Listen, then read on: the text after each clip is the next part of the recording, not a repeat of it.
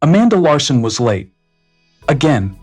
The morning rush in New York City had become a ritual she dreaded, a cacophony of honking horns, people streaming in every direction, and the unrelenting pressure of time slipping away. Yet today, for reasons she couldn't fully explain, she made a choice. She stopped. Just this once, she muttered, her gaze fixed on the small coffee shop just ahead. The line was long, and the barista was clearly in a rush, but Amanda had to have her coffee.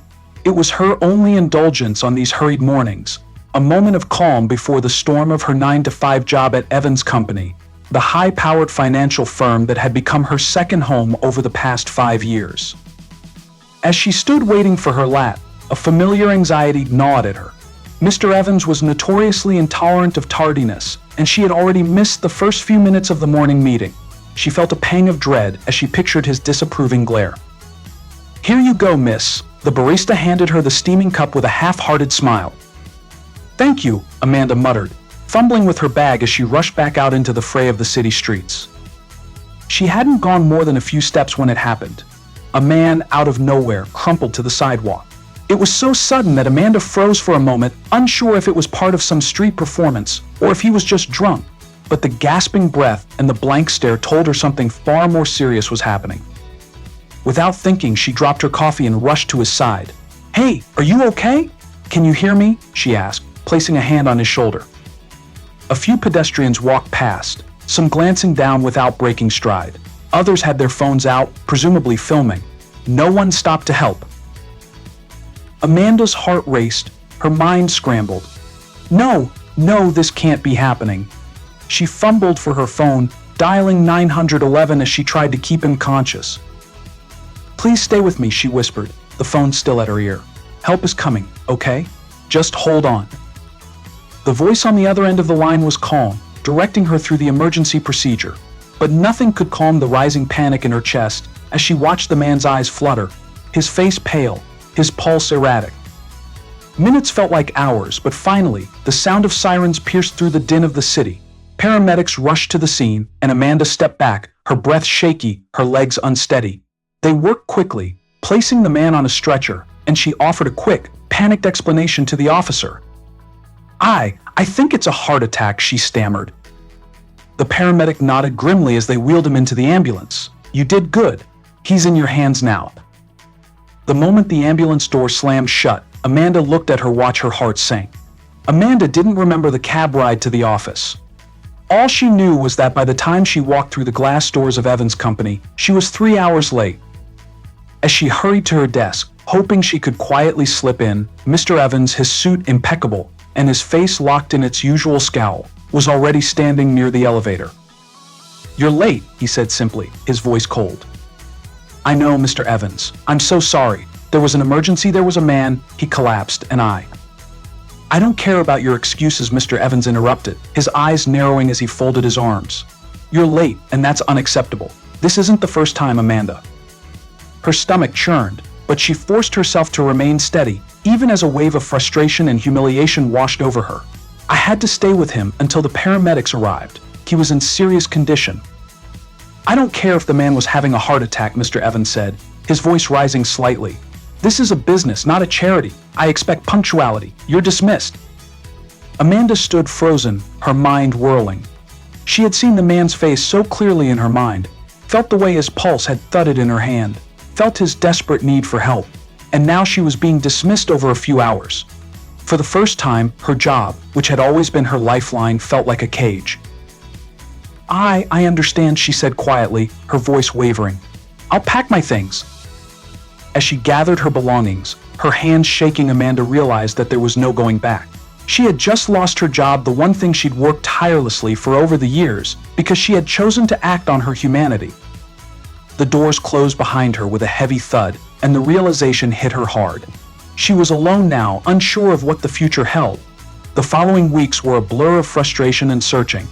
Amanda filed unemployment claims, updated her resume, and spent hours combing through job listings, but nothing seemed to fit.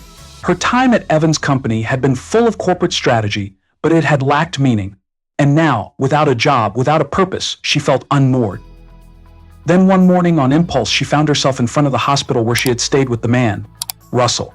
She hadn't thought much about him after he was taken to the ICU, but something deep within her kept pulling her back. Maybe it was the guilt of abandoning him to the unknown, or perhaps it was the lingering hope that she hadn't just intervened in vain. She walked through the sterile, white corridors, unsure of what she was doing or why, but when she finally arrived at his room, she saw a nurse standing outside. "Is he?" "He's awake," the nurse said with a warm smile. "He's asking for someone." Amanda's heart skipped a beat. She stepped into the room, unsure of how he would react. But when Russell opened his eyes, his gaze immediately found hers. His expression softened with something like recognition, and then he smiled a tired, grateful smile that made Amanda's breath catch in her throat. You're the one who stayed with me," he said hoarsely, his voice rough but filled with sincerity. "I remember your voice. You saved my life." Amanda swallowed, surprised by the emotion that surged within her. She hadn't expected to feel this way, to be overwhelmed by the depth of her own response to his gratitude. It wasn't just about a fleeting moment of kindness, it was about a human connection, an understanding that transcended the chaos of their lives. "I didn't do much," she said softly, pulling a chair closer to his bed. "I just stayed with you, but you're the one who fought through. You're the one who made it." Russell shifted slightly, his gaze still fixed on her with an intensity that made her heart flutter. "I'm not sure I would have made it without you. I owe you more than you know." The words hung in the air, but Amanda couldn't find a response. Instead, she simply sat there, listening as he told her about the heart attack that nearly claimed his life, about the overwhelming sense of fear that gripped him in those moments. She was amazed at how vulnerable he was, how open he'd become. And yet, he didn't seem weak, he seemed stronger for it. Over the next few days, Amanda continued visiting him. The nurses told her she was the only visitor he'd had, aside from a few distant family members who barely made an appearance. Russell's recovery was slow, but there was a quiet strength in his presence, and it was clear that he was a man of substance, someone who didn't take his life or his second chance lightly. One afternoon, as she was leaving the hospital, her phone rang. It was a number she didn't recognize, but when she answered, it was Russell's voice on the other end. "I've been thinking about this for a while," he said, and Amanda could hear the resolve in his tone. "I want to offer you a job." Amanda blinked, stunned. "A job?" "Yes, I run a marketing consultancy, one that's been struggling to find the right people. I've seen the way you think, the way you act under pressure. You're smart, and you care about things that matter. You deserve something better than what you've been getting." Amanda was speechless. The offer was unexpected, but it resonated deeply with something she had been missing: a sense of purpose, a chance to build something again. "Russell, I'm flattered, but I don't even know if I'm qualified for." "You are," he interrupted. "I can teach you. You just need a chance, Amanda. And this time I want to give it to you." She stood there in stunned silence for a moment, her thoughts swirling. Losing her job had been devastating, but this was a lifeline, a second chance that she hadn't even known she needed. "I'd be honored," she said finally, her voice steady with newfound resolve. "Thank you." Amanda threw herself into the work with a focus and determination she hadn't felt in years. Russell's mentorship was exactly what she needed, demanding but kind, challenging but always supportive.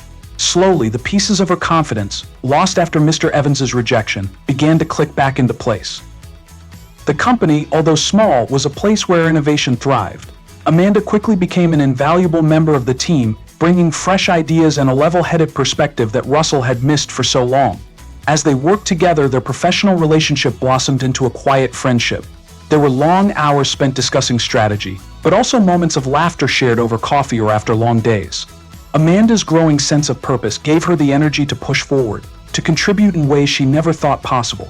Russell, too, began to open up more, revealing glimpses of his own past, the struggles he had faced, both in business and in life.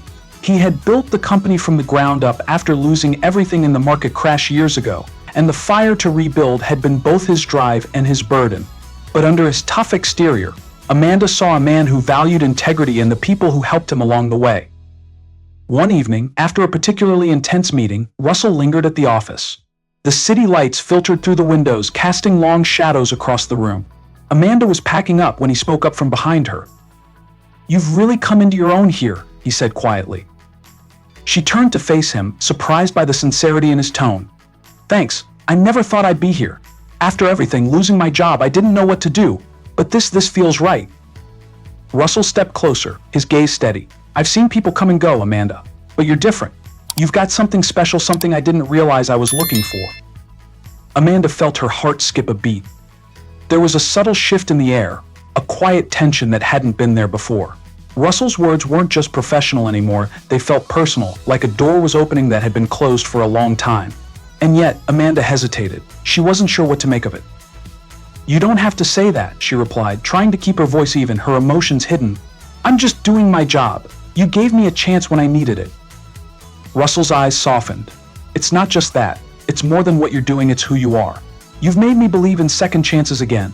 And maybe," he paused, his expression shifting slightly, "maybe I'm starting to think I want something more than just a professional relationship."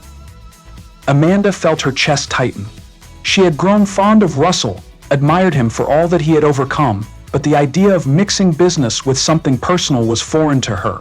She needed time to process, time to reflect on what this meant, not just for her future at the company, but for the potential of their relationship. I need time to think about this, Russell," she said quietly, her voice unsure. "I value our work together, but I don't want to rush anything." Russell nodded, a faint smile tugging at his lips. "I understand. No pressure. We've both been through a lot. Let's just see where this goes." The days that followed were filled with the usual hustle of deadlines and meetings, but Amanda couldn't shake the quiet contemplation of what Russell had said. She had started this journey as a woman who had lost everything, yet here she was, standing on the edge of something new, something unexpected. The question was no longer just about what she wanted professionally, it was about what she wanted personally. And maybe, just maybe, it involved him. Then, one cold evening just before the holidays, Russell showed up at her apartment with a simple gesture, a bouquet of flowers and a note that read, "For the woman who saved my life and changed everything for the better." Amanda smiled as she read the note, the weight of the words sinking in. She invited him in, the air between them different now lighter, yet filled with unspoken understanding. They spent the evening talking about their lives, their fears, and the future, and for the first time in a long while, Amanda felt that the pieces of her life were falling into place. Months later, Amanda had not only found success in her new role but had also found peace within herself. Russell had been there for her every step of the way, and their connection had deepened into something more profound than either of them had anticipated. They balanced their work and their personal lives with an ease that came from mutual respect and understanding. In the quiet moments, Amanda reflected on how far she had come from that moment of hesitation on the sidewalk with a stranger's life in her hands, to standing here with a future filled with possibility. It wasn't just about the job, or even the relationship with Russell, it was about reclaiming her sense of self, of finding her own path after all those years of feeling lost. And as she sat beside Russell in their shared office one evening, both of them looking out over the glowing skyline of New York City, Amanda realized something. Life wasn't about avoiding the risks or staying within the lines. It was about embracing the moments that challenged you, that forced you to grow, to trust, and to believe in the power of second chances. And together they had found just that. So if you love the story, be sure to subscribe, hit the bell, and comment below. Your interaction helps us grow.